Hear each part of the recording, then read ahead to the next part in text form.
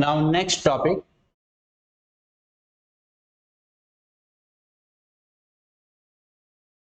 microporogenesis.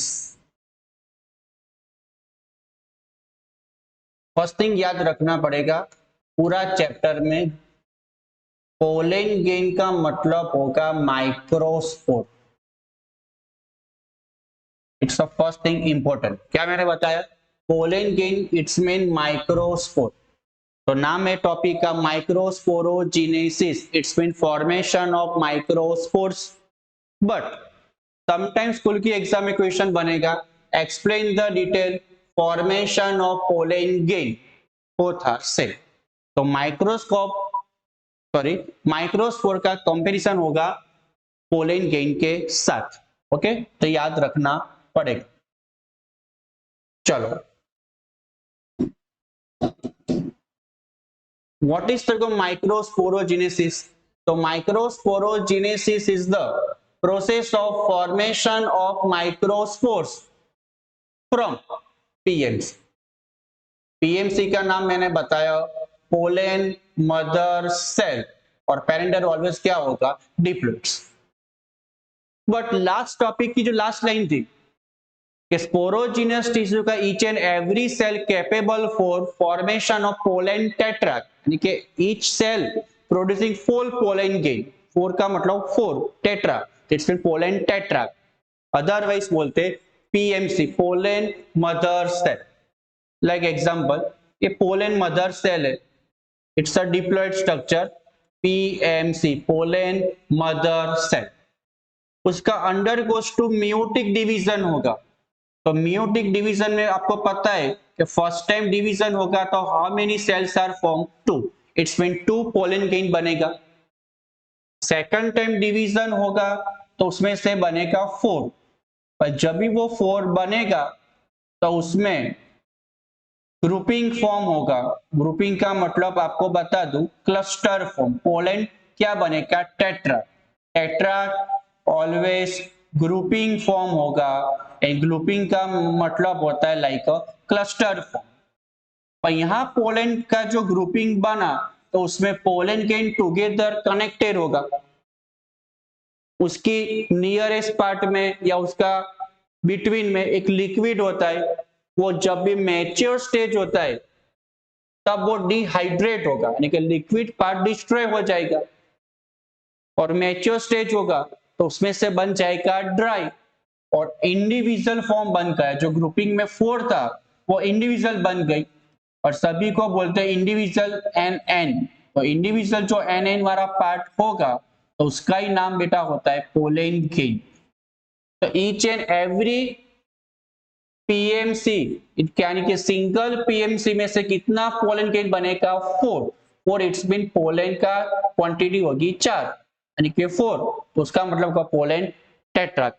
क्या बनेगा? Pollen टेट्राक बनेगा। तो याद रखना पड़ेगा, it's very important. Okay, now next, once again important, structure of pollen grain, another नाम होगा माइक्रोस्पोर। तो याद रखना कि pollen gain is very important. तो पोलन गेन में से इन फ्यूचर क्या बनेगा? Male gamete. तो मेल गैमेट का रिप्रेजेंटिंग फॉर्म भी पॉसिबल होगा। तो उसके लिए मैंने आपको एक डायग्राम पहले बनाना पड़ेगा पोलन गेन का।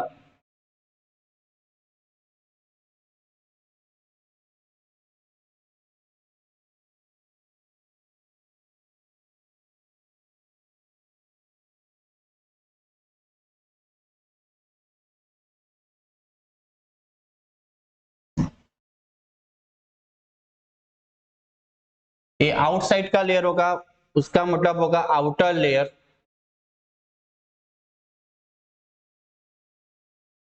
इनसाइड होगा तो उसका मतलब होगा इंटाइन लेयर।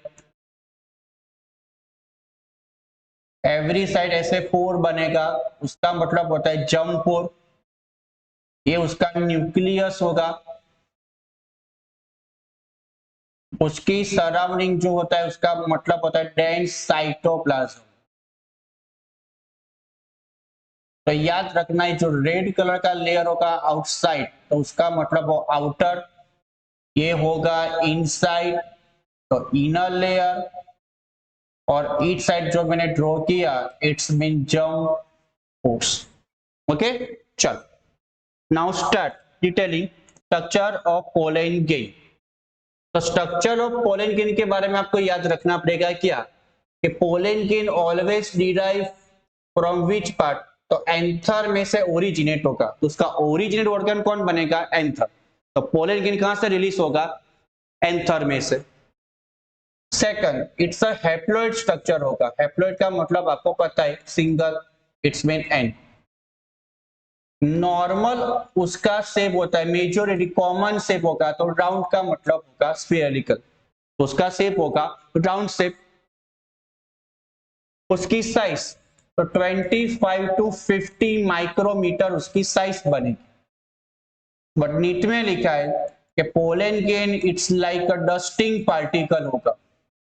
तो डस्ट पार्टिकल यानी कि डस्टिंग पार्टिकल की बात होगी, it's like a structure of pollen grain.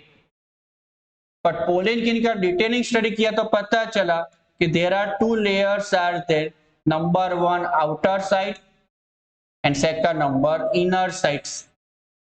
तो जो आउटर लेयर्स होगा उसका एक प्रॉपर नाम है क्या, इट्स कॉल्ड एक्साइन, और इनसाइड होगा तो उसका नाम होगा इंटाइन। तो there are two layers are there, exine and intine. चलो अब आपको डायग्राम बेस बता दूं कि आउटर वॉल जो होगा एंड इनर वॉल होगा उसमें डिफरेंस क्या होगा। तो याद रखना आउटर साइड की जो वॉल होगी वो ज्यादा आपको पता स्ट्रॉन्गेस्ट होता है, it's a very hard structure. तो अगेंस्ट में लिख सकते हैं लेस हार्ड, क्या लिख सकते हैं, लेस हार्ड। चलो देन सेकंड नंबर कि जो आउटर लेयर्स होता है दिस वन, उसमें जंप फोर्स आता है, तो वो सम टाइम मिसिंग होता है उसमें कुछ मटेरियल। तो नीट रिगार्डिंग याद रखना it's a discontinuous, and intine होगा it's mean continuous. Third number का पॉइंट, जो आउटर लेयर्स होगा तो उसमें एक स्पेशल मटेरियल होता है स्पोरोपोलिलीन।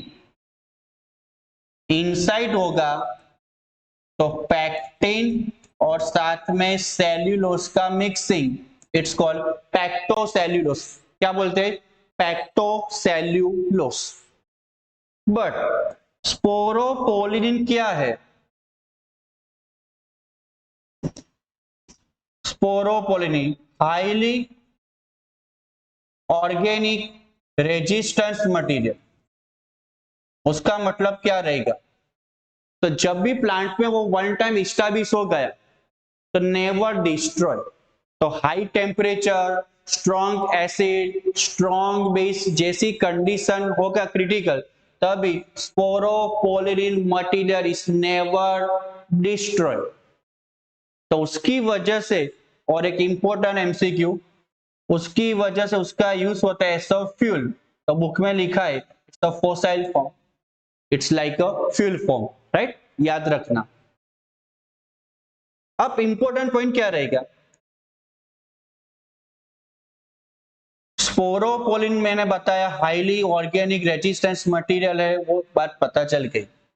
बट आउटर लेयर में जहां स्पोरोपोलिन लेयर इज लैक यानी कि मिसिंग होगा, तो वो एरिया को, पैटर्न को क्या बोलते हैं, जंप पोर। तो जंप पोर का मतलब क्या होगा कि आउटर लेयर में जहां स्पोरोपोलिन मटेरियल लैक होगा, एब्सेंट होगा, तो उसको बोलते हैं जंप पोर्स। तो जंप पोर का मतलब क्या हुआ, स्पोरोपोलिन इंक्लूडिंग वाला पार्ट होगा कि एक्सक्लूड होगा, तो आंसर आएगा सर एक्सक्लूड। जहां स्पोरोपोलिन मिसिंग होगा वो पैटर्न को क्या बोलते हैं, लाइक जंप पोर। क्या बोलते हैं, जंप पोर।